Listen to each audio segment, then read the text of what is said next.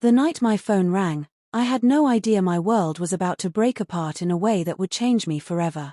I was sitting in the dim light of my apartment, nursing a cheap beer, when the voice on the other end, calm but clipped, told me my youngest daughter was in the ER with injuries she shouldn't have.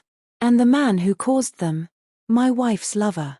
I wish I could tell you I reacted with logic and restraint, but the truth is, in that moment, my blood turned to ice, and the only thing I could think about was revenge. My name is Ryan Walker, and when I married Jessica, I thought we were going to build the kind of love story you brag about at family reunions. We were both just 21, too young, too optimistic, too blind. Her parents had been old-fashioned, pushing us to marry so we wouldn't be living in sin if we shared a place.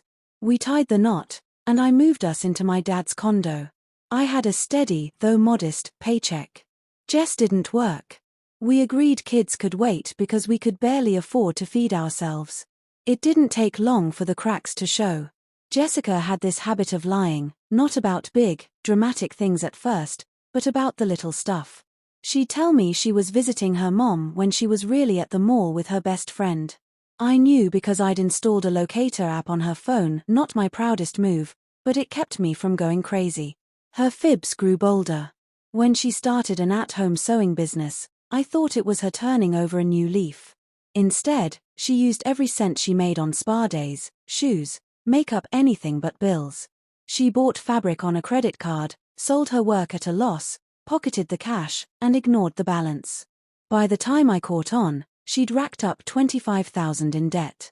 My entire yearly take-home, gone. Then came the pregnancies. The first time, she stopped her birth control without telling me. Our daughter Lily was born looking exactly like me, and my anger melted. But when Emma came along 2.5 years later, despite my religious use of condoms and her swearing she was still on the pill, things didn't add up. Emma looked nothing like me, and my trust in Jess hit the floor. Life with her became chaos. She treated the girls like dolls, sometimes forgetting to feed or change them. I'd come home from work to a mess, unpaid bills, and a wife scrolling her phone while frozen dinners burned in the oven. The lies kept coming, and her get-rich-quick schemes bled us dry. My father bailed us out twice, but I was suffocating. One night after yet another fight, this time because Jess hinted about having a third baby, I walked out. I crashed on my buddy Nate's couch and left my dad to help with the girls.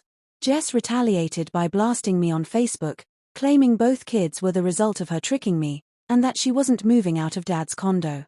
She paraded her ex-boyfriend, Brandon, into my father's house despite Dad forbidding it.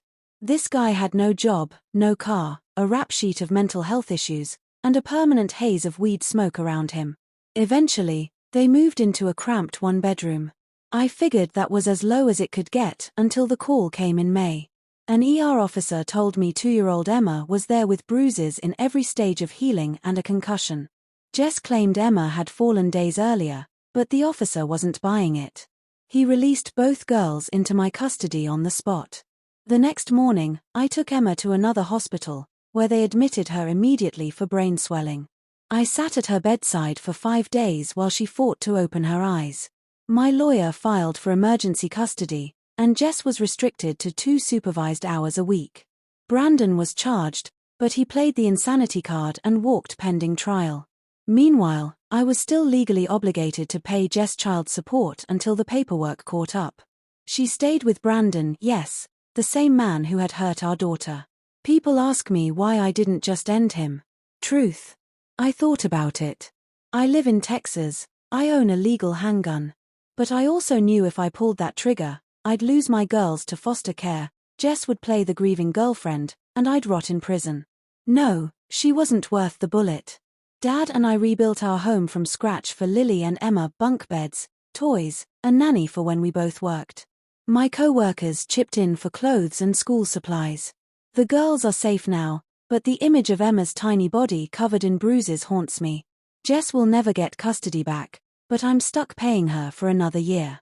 Once the divorce is final, that ends. Her family finally sees her for what she is, though they still resent me for walking out.